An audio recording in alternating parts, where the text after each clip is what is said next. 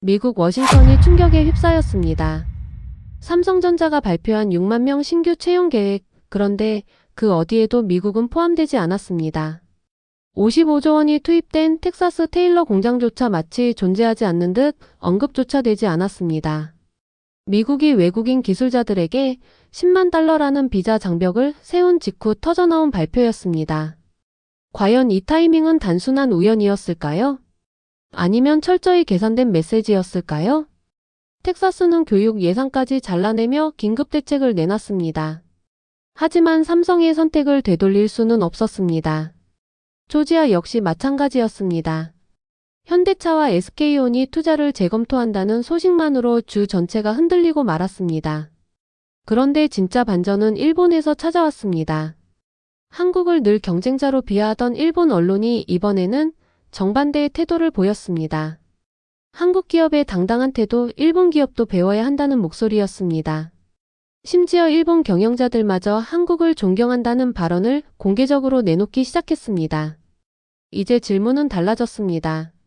왜 미국이 배제됐는가가 아니라 왜 한국이 미국을 배제할 수 있었는가였습니다. 과연 그 답은 무엇이었을까요? 세계는 지금 한국의 선언을 목격하고 있습니다.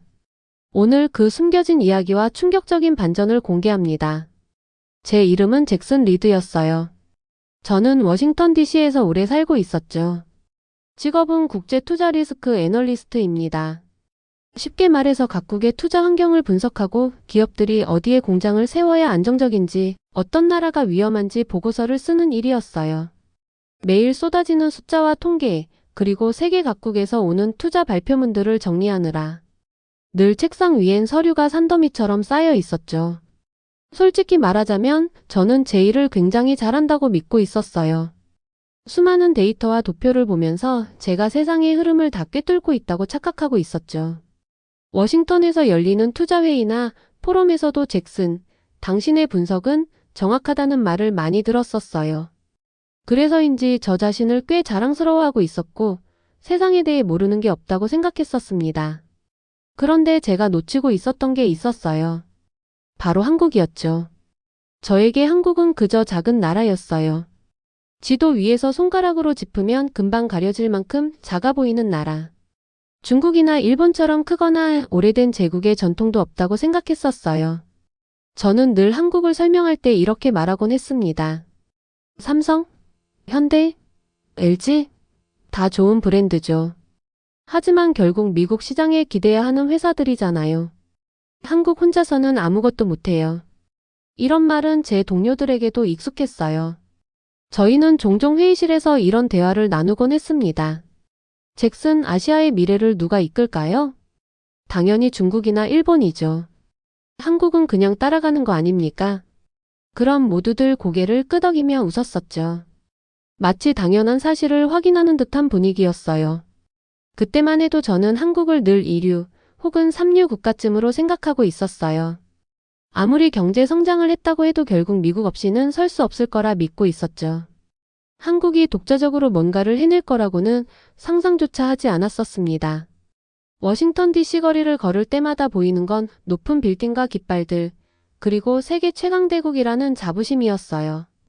저는 그런 분위기에 젖어 있었고 자연스럽게 미국이 룰을 정하면 다른 나라들은 따라온다는 사고방식에 사로잡혀 있었죠. 한국 같은 작은 나라는 그냥 그 룰에 맞춰 움직이는 나라라고 생각했었습니다. 그러다 보니 한국에 대한 제 말투에는 늘 약간의 비웃음이 묻어 있었어요. 한국이 반도체를 세계에서 많이 판다고 해도 설비 장비는 일본이나 미국에서 들여오는 거잖아.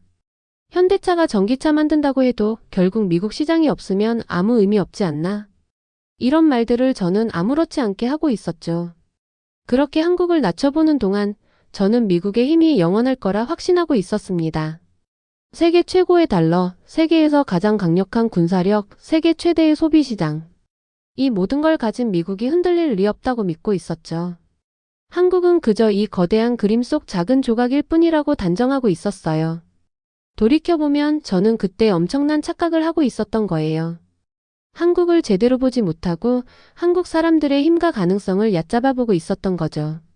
제가 한국을 무시했던 이유 중 하나는 주변 사람들의 영향도 있었어요. 워싱턴의 제 동료들은 늘 일본 이야기를 더 많이 했고 중국을 두려워했으며 유럽을 존중했었습니다. 그런데 한국은 대화의 중심에 올라온 적이 거의 없었죠. 한국 이야기가 나와도 늘 삼성이 반도체를 좀 잘 만든다더라 정도로만 끝났습니다. 그럴 때마다 저는 고개를 끄덕이며 생각했었어요. 그래, 한국은 딱 그 정도 나라야.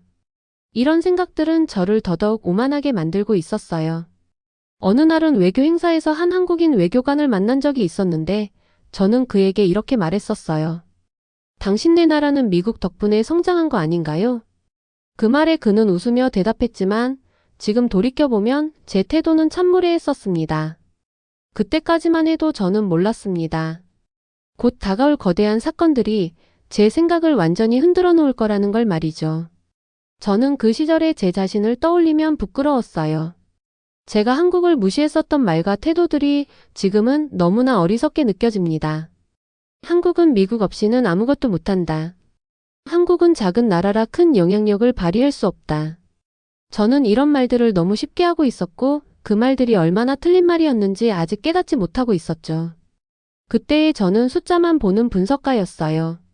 사람들의 열정, 신뢰, 자존심 같은 건 계산에 넣지 않았습니다. 오직 GDP, 투자 규모, 환율, 인구 같은 수치만 바라보고 있었죠. 하지만 세상을 움직이는 건 숫자만이 아니었어요. 그것을 저는 곧 뼈저리게 느끼게 됩니다. 그리고 지금 여러분께 그 이야기를 들려드리려 합니다. 처음에는 한국을 무시했던 제가 어떻게 충격을 받고 어떻게 놀라고 어떻게 감탄하며 마지막에는 어떻게 한국을 존경하게 되었는지. 그 변화의 시작은 바로 이 오만한 제 편견에서 출발했었습니다. 그날 아침 저는 사무실에서 커피를 마시며 평소처럼 투자 보고서를 읽고 있었어요. 책상 위에는 메모지가 흩어져 있었고 컴퓨터 화면에는 수십 개의 주식 차트가 동시에 떠 있었죠. 늘 그렇듯 숫자와 그래프가 제 하루를 채우고 있었어요. 그런데 그날 제 휴대폰이 갑자기 진동을 울리며 긴급 속보 알림이 떴습니다. 삼성전자 향후 5년간 국내에서만 6만 명 신규 채용 발표. 저는 눈을 의심했었습니다.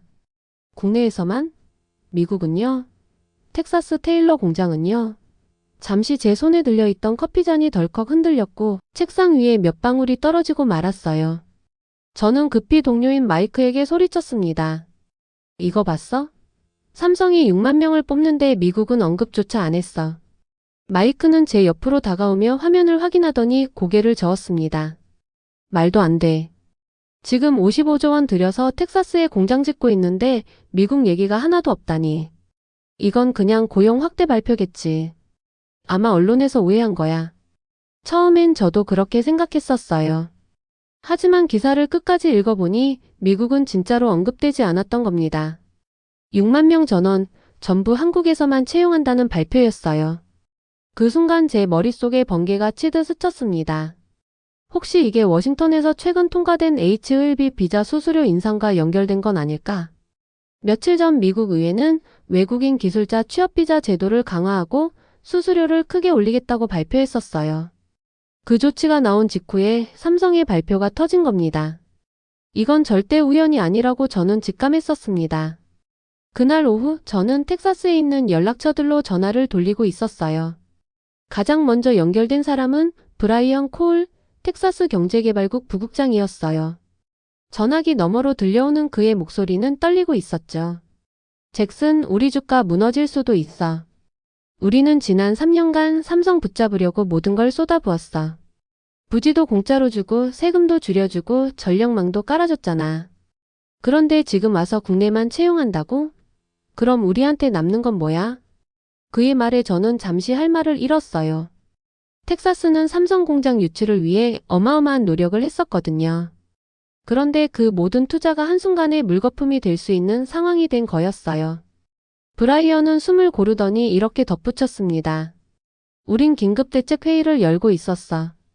결국 추가로 2억 5천만 달러를 지원하기로 했어. 교육 예산을 줄여서 말이야. 하지만 솔직히 자신이 없어. 아무리 돈을 더 준다고 해도 삼성이 마음을 돌려줄까? 저는 그 순간 깨달았어요. 삼성은 이제 돈이 아니라 신뢰를 보고 있었던 겁니다. 다음 날 상황은 더 심각해졌습니다. 이번엔 조지아주 애틀랜타에서 연락이 왔어요. 현지 관계자는 익명을 조건으로 저와 통화를 이어갔습니다. 잭슨, 솔직히 말할게.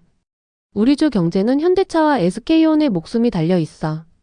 그런데 이들이 투자를 재검토한다는 말이 들려와. 그 순간부터 다들 잠을 못 자고 있었어. 저는 놀라서 물었죠. 그 정도로 심각해? 그는 숨을 고르며 대답했어요. 현대차는 55억 달러를 투자해서 전기차 공장을 짓고 있었고 SK온은 이미 배터리 공장을 돌리고 있었지. 그런데 만약 그들이 발을 빼면 우리 주 경제는 완전히 무너져. 저는 숨이 막히는 듯한 느낌을 받았어요. 제가 늘 무시했었던 한국 기업들이 사실은 미국 주들의 경제를 떠받치고 있었던 겁니다. 상황은 경제를 넘어 정치까지 흔들고 있었습니다. 조지아는 미국 대선에서 늘 경합주로 꼽히는 곳이었어요. 공화당과 민주당의 표 차이가 아주 작은 지역이었죠. 그런데 한국 기업이 철수라도 하면 주민들의 분노가 정치인들을 향할 수밖에 없었습니다. 실제로 주지사의 재선 가능성에 빨간불이 켜지고 있었어요. 왜 한국 기업을 붙잡지 못했냐? 왜 외국 기업을 관리하지 못했냐? 이런 비난이 쏟아지고 있었던 거죠. 저는 보고서에 메모를 남겼습니다. 삼성, 현대차, LG, SK 한국 기업들이 단순한 투자자가 아니라 미국 정치 지형까지 흔드는 존재로 바뀌었다. 그 무렵 일본에서도 반응이 나오고 있었어요. 일본 언론은 예상과 다르게 한국 기업들을 두둔하기 시작했죠. 신문에는 이런 문장이 실려 있었습니다. 미국이 국내 외국 기업 공장을 유치하려는 한편 수많은 노동자들을 구속했다. 현대차 사태는 미국 투자 환경에 찬물을 끼얹은 사건이다. 저는 기사를 읽으면서 눈을 크게 떴습니다. 평소라면 한국을 경쟁자로 여기던 일본이었는데 이번엔 오히려 한국을 두둔하고 있었으니까요. 심지어 어떤 일본 기업인은 제게 직접 이렇게 말했습니다. 한국이 부럽습니다. 우리는 늘 미국의 요구를 받아들여 왔지만 한국은 자존심을 지키고 있었어요. 동시에 합리적인 대안을 제시하고 있었죠. 저는 속으로 생각했습니다. 도대체 내가 무시했던 한국이 어떤 나라였던 거지? 그 순간 저는 느꼈습니다. 삼성의 발표는 단순한 채용 계획이 아니라 미국에 던지는 신호였던 겁니다. 우리는 언제든 대안을 만들 수 있다. 우린 협박이 아니라 실제로 움직인다. 그리고 그 신호는 텍사스와 조지아의 경제를 흔들고 있었고 일본마저 긴장하게 만들고 있었죠. 그날 밤 저는 잠을 이룰 수 없었습니다. 보고서를 다시 펼쳤지만 글자가 눈에 들어오지 않았어요. 제 머릿속에는 오직 한 문장만 맴돌고 있었죠. 저는 한국을 무시했었어요. 하지만 지금 미국이 흔들리고 있었어요. 삼성의 발표 이후 며칠 동안 미국 곳곳은 혼란에 빠져 있었어요. 워싱턴에서는 긴급 회의가 이어지고 있었고 텍사스와 조지아의 주청사에서는 밤늦게까지 불이 꺼지지 않고 있었죠. 저도 매일 같이 보고서를 쓰고 있었고 전화기를 붙잡고 있었어요. 그런데 뜻밖에도 이 상황에 대해 가장 흥미로운 반응을 보인 건 일본이었어요. 저는 아침에 출근하자마자 일본 신문 번역본이 제 책상 위에 놓여 있는 걸 발견했었습니다. 기사 제목을 본 순간 저는 눈을 크게 뜨고 말았어요. 현대차 사태, 미국 투자 환경에 찬물, 일본 기업도 불안. 잠시 눈을 비볐습니다. 일본이 한국 편을 든다고? 저는 순간 믿기지 않았었어요. 늘 한국을 경쟁자로 삼고 사소한 실수만 있어도 크게 부각하던 나라가 일본이었는데 이번에는 완전히 다른 태도를 보이고 있었던 거죠. 저는 곧장 옆자리 동료 마이크를 불렀습니다. 마이크, 이 기사 봤어? 일본이 한국을 두둔하고 있어. 마이크는 신문을 넘겨보더니 어이없다는 듯 웃으며 말했었어요. 세상 참 별일 다 있네. 일본이 한국 편을 들다니. 무슨 바람이 불었을까?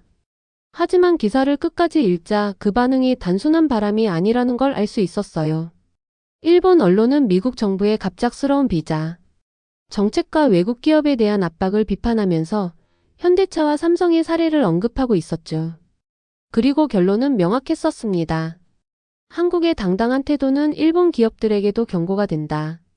며칠 뒤 저는 도쿄에 있는 한 일본 대기업 임원과 화상회의를 했습니다.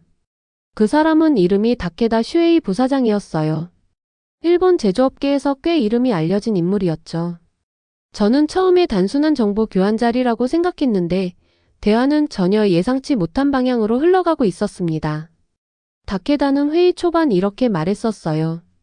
잭슨 씨, 사실 우리는 이번 사건을 보면서 충격을 받았습니다.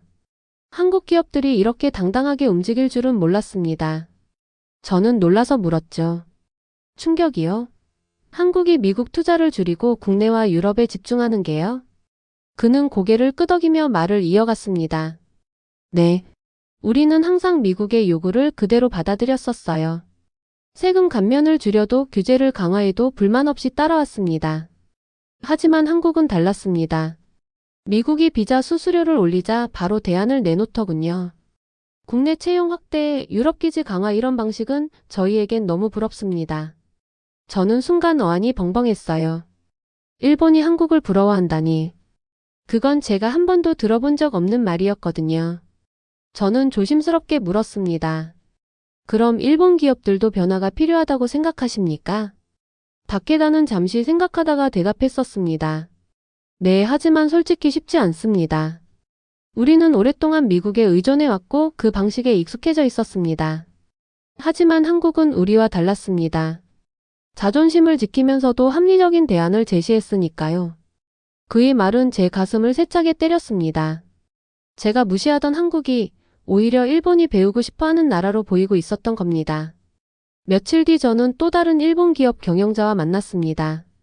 이번엔 직접 도쿄로 날아갔었어요. 회의실은 고층 빌딩 30층에 있었는데 창밖으로는 도쿄 시내가 한눈에 보였죠. 커다란 창문 너머로 네온 사인이 빛나고 자동차들이 개미처럼 도로를 달리고 있었어요. 그 자리에서 만난 사람은 이토 케니치 전무였는데 그는 제게 이런 말을 했었어요. 잭슨 씨, 일본은 늘 한국을 경쟁자라고만 생각했습니다. 하지만 이번엔 솔직히 존경심이 듭니다. 한국은 단순히 반발하는 게 아니라 명확한 대안을 내놓았습니다. 미국이 비자 규제를 강화하자 한국은 평택에 거대한 클러스터를 세우고 유럽에선 기가 팩토리를 확장했죠. 단순히 떠나겠다고 협박하는 게 아니라 실제 행동으로 보여주고 있었습니다. 그의 말을 들으면서 저는 몸이 굳어버렸습니다. 존경심이라는 단어가 제 귓가에 맴돌고 있었어요. 그날 밤 호텔방에 돌아와 창밖을 바라보았을 때 제 머릿속에는 수많은 생각이 뒤엉켜 있었어요. 나는 한국을 무시했었어. 작은 나라라고 비웃었었어. 그런데 지금 일본조차 한국을 배우고 싶어 하고 있었어. 저는 침대에 누웠지만 잠이 오지 않았습니다. 밤새도록 창밖 네온 사인을 바라보며 스스로에게 질문하고 있었어요. 내가 틀렸던 걸까? 한국은 이미 내가 생각했던 작은 나라가 아닌 건가? 그 후 며칠 동안 일본 언론은 계속해서 한국 이야기를 다루고 있었어요. 한국 기업들의 강인함, 미국에 휘둘리지 않는 새로운 전략, 일본 기업도 한국처럼 당당해야 한다. 이런 기사들이 연일 헤드라인에 오르고 있었죠. 저는 그런 신문을 보면서 점점 더 혼란스러워졌습니다. 미국이 흔들리고 일본이 동요하고 한국은 오히려 중심을 잡고 있었던 거죠. 이 모든 과정을 겪으면서 저는 조금씩 깨닫고 있었어요. 한국은 단순히 미국의 압박을 버티는 게 아니라 새로운 대안을 만들어가고 있었습니다. 그리고 그 모습은 일본마저 놀라게 하고 존경하게 만들고 있었죠. 그 순간 저는 마음속으로 인정할 수밖에 없었습니다. 내가 틀렸었구나. 한국은 결코 작은 나라가 아니었구나. 아침 햇살이 창밖으로 쏟아져 들어오던 날, 저는 비행기를 타고 한국으로 향하고 있었어요. 일본에서 본 기사와 대화들이 제 머릿속을 떠나지 않고 있었죠. 한국은 대안을 갖고 있었다. 그 말이 계속 귓가에 맴돌고 있었어요. 솔직히 저는 여전히 믿기지 않았습니다. 작은 나라라고 무시했었던 한국이 미국을 당황하게 하고 일본을 놀라게 한다니 도무지 납득이 안 됐었죠. 그래서 직접 눈으로 확인하고 싶었습니다. 제가 택한 목적지는 경기도 평택이었어요. 삼성전자가 차세대 반도체 클러스터를 짓고 있다는 바로 그곳이었죠. 공항에서 차를 타고 한참을 달려 도착했을 때 제 눈앞에 펼쳐진 광경은 그야말로 압도적이었습니다. 끝이 보이지 않는 공사 현장이 제 앞에 펼쳐져 있었어요. 수십 대의 굴착기와 트럭이 움직이고 있었고 수백 명의 근로자들이 바쁘게 오가고 있었습니다. 철골 구조물이 하늘을 찌르듯이 솟아 있었고 크레인이 쉼없이 돌아가고 있었죠. 저는 속으로 중얼거렸습니다. 이게 진짜 클러스터구나. 미국 텍사스 공장은 이 절반도 안 됐었는데. 옆에서 저를 안내해주던 현장 관리자 김도연 본부장이 환한 미소를 지으며 말했었어요. 잭슨 씨, 지금 보시는 게 전부가 아닙니다. 이건 아직 1단계예요. 완공되면 세계에서 가장 큰 단일 반도체 생산 기지가 될 겁니다. 저는 순간 숨을 삼켰습니다. 그의 말투에는 자신감이 가득 묻어 있었어요. 단순히 자랑하는 게 아니라 이미 확신에 찬 사람이 내뱉는 목소리였죠. 저는 김 본부장과 함께 안전모를 쓰고 현장을 둘러봤습니다. 거대한 건물 안으로 들어가자 최신 장비들이 설치되고 있었어요. 은빛 반짝임을 내는 기계들, 복잡한 배선들, 그리고 거대한 환기 시스템이 한눈에 들어왔습니다. 여기선 모든 과정이 자동화될 겁니다. AI가 실시간으로 생산 라인을 최적화하죠. 김 본부장이 설명을 이어갔습니다. 사람의 개입이 최소화되기 때문에 효율은 극대화되고 불량률은 세계 최저 수준이 될 겁니다. 저는 고개를 끄덕였어요. 미국에서는 여전히 숙련 인력이 부족해서 고생하고 있었거든요. 그런데 한국은 아예 인력 의존도를 줄이는 방향으로 가고 있었어요. 그 차이가 엄청나게 크다는 걸 현장에서 똑똑히 느낄 수 있었습니다. 현장에서 만난 또 다른 인물, 젊은 엔지니어 박시온 씨는 제게 솔직한 속마음을 털어놨습니다. 사실 저도 예전에는 미국에 가고 싶었었어요. 실리콘밸리에서 일해보는 게 꿈이었죠. 그런데 지금은 생각이 달라졌습니다. 여기 평택이 더 안정적이고 더 큰 기회가 있어 보여요. 저는 놀라서 물었죠. 왜 그렇게 생각하게 됐습니까? 그는 환하게 웃으며 대답했었어요. 여기는 우리를 인정해 줍니다. 최신 장비, 안정된 환경, 그리고 무엇보다 팀워크가 있어요. 미국은 비자 때문에 불안하지만 여기는 마음 놓고 꿈꿀 수 있습니다. 그 말은 제 가슴을 세차게 울렸습니다. 미국을 동경하던 젊은 한국 엔지니어가 이제는 자기 나라에서 더 큰 꿈을 꾸고 있었던 거죠. 저는 다시 밖으로 나와 공사 현장을 한참 동안 바라보고 있었어요. 저 멀리서 햇살을 받으며 반짝이는 철골 구조물은 마치 거대한 성처럼 보였어요. 그 순간 저는 깨달았습니다. 삼성이 미국을 떠난 게 아니라 더 큰 길을 선택한 거구나. 그리고 그 길은 단순히 한국만을 위한 게 아니었어요. 세계 반도체 시장을 이끌어갈 거대한 변화의 시작이었죠. 김 본부장은 제게 또 다른 이야기를 들려주었습니다. 이번에 발표한 6만 명 신규 채용 중 상당수가 이 평택을 중심으로 진행될 겁니다. 단순히 일자리만 늘리는 게 아니라 지역 사회와 함께 성장하려는 계획이죠.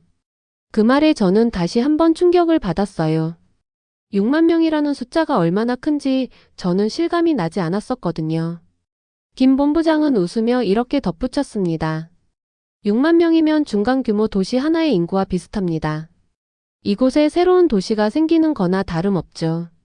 저는 속으로 중얼거렸습니다. 이건 단순한 공장이 아니라 새로운 생태계구나. 평택에서 본 장면들은 저의 편견을 완전히 뒤흔들고 있었어요. 미국이 흔들리고 일본이 당황하고 있는 사이 한국은 조용히 미래를 준비하고 있었던 겁니다. 저는 다시 비행기를 타고 돌아가면서 창밖을 내다봤습니다. 저 멀리 구름 사이로 한국 땅이 작게 보였어요. 하지만 제 눈에는 전혀 작게 보이지 않았습니다. 오히려 세상에서 가장 강한 나라 중 하나로 보였죠. 그 순간 저는 스스로에게 이렇게 말했었습니다. 저는 한국을 무시했었어요. 하지만 지금은 존경하지 않을 수 없었습니다. 한국은 강했습니다. 평택에서 본 충격이 아직 가시지 않았을 때 저는 다시 비행기에 몸을 싣고 있었습니다. 이번 목적지는 헝가리 데브레첸이었어요. 이유는 단순했죠. 현대자동차와 LG에너지솔루션이 함께 거대한 배터리 공장을 짓고 있다는 소식을 들었기 때문입니다. 미국이 흔들리고 한국은 국내에서 힘을 키우고 있었는데 유럽에서는 어떤 일이 벌어지고 있을까? 저는 직접 확인하지 않고는 견딜 수 없었습니다. 비행기가 부다페스트 공항에 착륙했을 때 공기는 차가웠지만 사람들의 표정은 밝아 보였어요. 현지 가이드는 저를 반갑게 맞이하며 말했었습니다. 데브레첸까지는 차로 3시간 정도 걸립니다. 가는 길에 보시면 알겠지만 도시 전체가 새로 태어나고 있어요. 차 창밖으로 보이는 풍경은 끝없이 펼쳐진 평원과 들판이었어요. 그런데 그 한가운데 거대한 공사가 진행되고 있었죠. 철골 구조물이 줄지어 서 있었고 굴착기와 크레인들이 땅을 파고 있었어요. 현장은 마치 살아있는 유기체처럼 움직이고 있었습니다. 저는 속으로 중얼거렸습니다. 여기도 한국이구나. 한국 기업들이 유럽의 심장부까지 들어와 있었구나.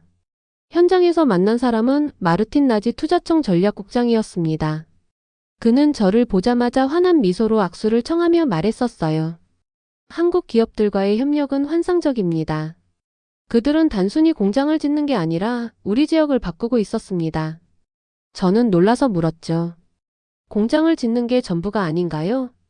그는 고개를 끄덕이며 설명을 이어갔습니다. 네. 교육 프로그램, 지역 사회발전 계획, 인프라 구축까지 함께하고 있었습니다. 그들은 단순히 돈만 벌고 떠나는 기업이 아니었습니다. 그의 말은 저를 깊이 흔들었습니다. 미국에서 저는 늘 투자돈이라고만 생각했었거든요. 하지만 한국 기업들은 더 큰 그림을 그리고 있었던 거죠. 잠시 후 저는 현장을 직접 둘러봤습니다. 거대한 건물 안에서는 기계들이 설치되고 있었고 연구원들은 설계도를 보며 바쁘게 움직이고 있었어요. 그 순간 제 눈에 들어온 건 벽에 붙은 커다란 글씨였어요. 함께 성장하는 미래. 저는 잠시 멈춰서서 그 글귀를 바라봤습니다. 함께 성장한다라니. 미국에서는 한 번도 본 적 없는 문장이었죠. 현장에서 저는 최서연 상무 현대차 유럽법인 전략 담당자와 대화를 나눴습니다. 그녀는 차분한 목소리로 이렇게 말했었어요. 우리가 헝가리를 선택한 이유는 단순히 값싼 땅이나 세금 혜택 때문이 아니었습니다. 예측 가능성이 있었기 때문이죠. 미국은 정치가 바뀔 때마다 규칙이 달라졌습니다. 하지만 유럽은 안정적이었습니다. 저는 고개를 끄덕였습니다. 정치의 불확실성이 경제를 얼마나 흔드는지 저는 미국에서 뼈저리게 보고 있었거든요. 그렇다면 유럽이 더 나은 선택일 수도 있겠군요. 제가 묻자 그녀는 미소를 지으며 대답했었어요. 맞습니다. 유럽은 크고 규칙이 명확하며 친환경 기술에 대한 수요도 많습니다.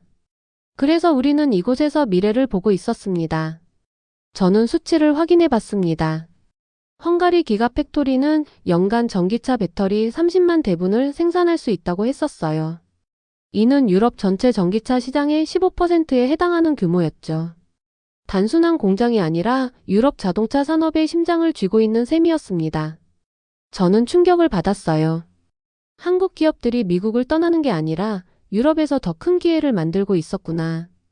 공장 현장을 둘러보다가 저는 한 젊은 헝가리 대학생 그룹을 만났습니다. 그들은 인턴십 프로그램에 참여 중이었죠. 한 학생이 저에게 이렇게 말했었어요. 한국 기업에서 배울 수 있다는 건 저희에게 큰 기회예요. 단순히 일자리를 얻는 게 아니라 기술과 문화를 함께 배우고 있었습니다. 그 순간 저는 깨달았어요. 한국 기업들은 단순히 공장을 짓는 게 아니라 사람들의 마음까지 바꾸고 있었던 거죠. 저녁에 열린 환영 만찬 자리에서 마르틴 국장이 다시 말했었습니다. 미국은 갑작스러운 정책 변화로 신뢰를 잃고 있었습니다. 하지만 한국은 신뢰를 주고 있었습니다.